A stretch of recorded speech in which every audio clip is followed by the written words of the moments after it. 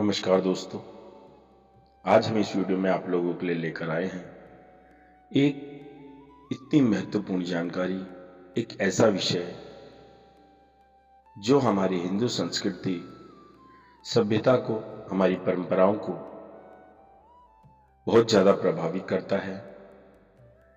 हिंदू धर्म शास्त्रों में वर्णन आता है कि मृतक की पंचांग अस्थियां गंगा में प्रवाहित करने की परंपरा कब से चली आ रही है, क्यों चली आ रही है, क्या इसका कोई वैज्ञानिक सिद्धांत भी है या केवल आस्था और भक्ति के नाम पर हम अपने प्रियजनों की अस्थियां गंगा में विसर्जित कर देते हैं। तो इसके लिए शास्त्रों में वर्णन मिलता है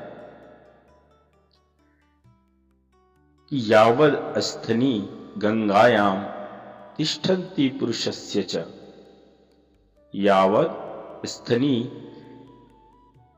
गंगायाम तिष्ठन्ति पुरुषस्य च तावदर्हर्ष सहस्त्राणि ब्रह्मा लोके महीयते। अर्थात मृतक की अस्थियां जब तक गंगा में रहती हैं तब तक मृतात्मा शुभ लोकों में निवास करता हुआ आनंदोपभोग करता है। दोस्तों, एक मात्र हमारा ये हिंदू धर्म ऐसा है जिसमें जितने भी कर्मकांड किए जाते हैं, जितनी भी परंपराएं निभाई जाती हैं, उनका कोई ना कोई वैज्ञानिक सिद्धांत जरूर होता है। मृत्यु के अनंतर जीवात्मा अपने शरीर की भस्मी से भी मोह रखता है। जब तक संबंधी उस भस्म को गंगा जी में विसर्जित न कर दे, ठिकाने न लगा दे, तब तक मृतात्मा इसी चक्कर में पड़ा रहता है और अपनी परलोक यात्रा को आरंभ नहीं करता। इसलिए हिंदू धर्म शास्त्रों में तत्काल शव का दाह कर दिया जाता है और ज्यों ही चौथे दिन भस्म हाथ से छूने लायक ठंडी हो गई कि उसे उठाकर किसी निकटस्थ नदी या नद में प्रवाहित कर दिया जाता है।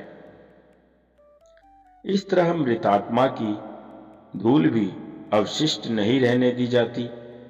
केवल पांचों अंग की अस्थियां, जिन्हें की धार्मिक परिभाषा में हम फूल कहते हैं, गंगा माता के प्रवाह में स्थापित कर दी जाती है। उसे उसमें उलटकर प्रवाहित कर दिया जाता है, जिनके कारण मृतात्मा को ऐसे विलक्षण आनंद का अनुभव होने लगता है कि मानो वह स्वयं ही मां गंगा की पवित्र गोद में बैठा हुआ कल्लोहल कर रहा है। इसके अतिरिक्त गंगा आदि नदियों में अस्थियों को डालने का एक अन्य तथा स्थूल लाभ भी है, जिसे सभी वैज्ञानिकों ने एक मत से स्वीकार किया है। अस्थियों के वैज्ञानिक परीक्षण से यह सिद्ध हुआ है कि उनमें फास्फोरस अत्यधिक मात्रा में होता है, जो खाद के रूप में भूमि को अत्यंत उपजाऊ बनाने की क्षमता रखता है। आज जब कभी आप किसी साइंटिस्ट से बात करेंगे तो वो भी इस बात को एक सिरे से स्वीकार करते हैं। आज तो इससे काफी मात्रा में खाद तैयार किया जाने लगा है। निरंतर बहते रहते इन नदियों का जल, विशेषतः गंगा जैसी महानदी का जल, जिसे कैलाश से लेकर बंगाल की खाड़ी तक लगभग 2400 वर्ग मील का मार्ग तय करना पड़ता है और जो सहस्त्रों वर्ग मील भूमि को सींचकर उपजाऊ तथा हरा भरा बनाती है। अपनी फास्फोरस शक्ति को खो देता है। जिस भूमि की फास्फोरस शक्तियां कमजोर हो जाती है, वह भूमि को भी मां गंगा का जल संपर्क में आकर प्रचुर मात्रा में उन अस्थियों को अपने जल में मिला हुआ सम्मिश्रित जल जब इन मिट्टियों से टकराता है तो उस मिट्टी की उर्वरा शक्ति अपने आप बहुत ज्यादा बढ़ने लगती है। एक बंजर भूमि भी यदि अस्थियों से मिश्रित गंगा जल का सेवन कर ले, उसमें समाहित हो जाए, तो वह भूमि भी उपजाऊ हो जाती है।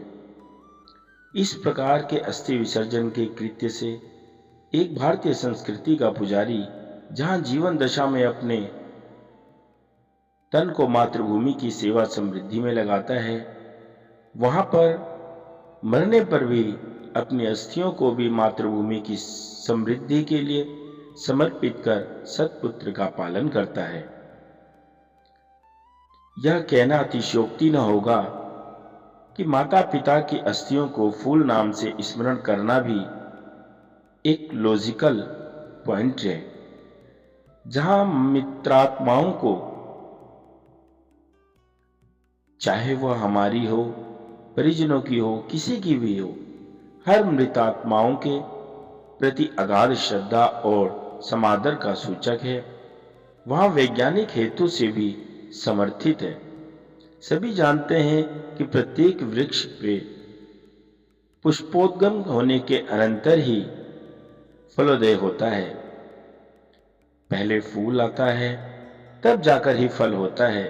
अतः हिंदू परंपरा में क्योंकि सनातन को कभी भी सबसे ऊपर रखा जाता है और सनातन धर्म के अनुसार ही हम अपनी जीवन शैली को जीते हैं, इसी हिंदू परंपरा में संतान को फल नाम से स्मरण करते हैं। अतः संतान रूप फल माता पिता की जिन अस्थियों के सार से समुद्भूत है, उन्हें फूल नाम से स्मरण करना युक्ति संगत ही है। तो दोस्तों, पंच महाभूत से बना यह शरीर जो पृथ्वी, जल, अग्नि, वायु और आकाश से मिश्रित है, एक इंसान के जलने के बाद, दाह संस्कार के बाद उसकी अस्थियों को जब हम जल में विसर्जित कर देते हैं, तो वह 5 के 5 महाभूत तत्व अपनी अपनी स्थान पर जाकर मिल जाते हैं। जिस भी भाई को हमारे हिंदू सनातन धर्म की सभी परंपराओं पर विश्वास है, उन्हें गौरव है कि हम सनातनी हैं, हम हिंदू हैं, हम कबीर दास जी की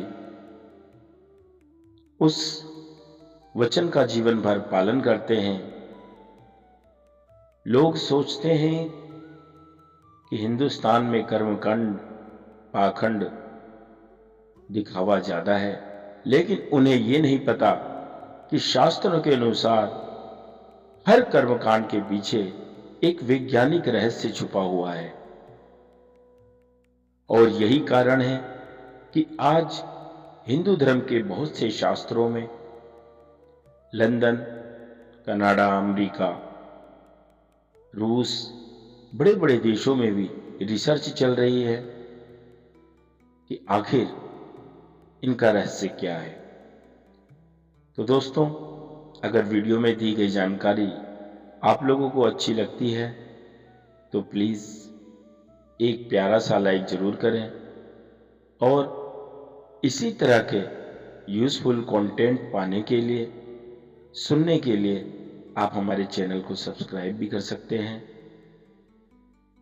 आपके एक सब्सक्राइब से हमें जो मोटिवेशन मिलता है वही हमारी ऊर्जा है। जय श्री राम, जय साईं।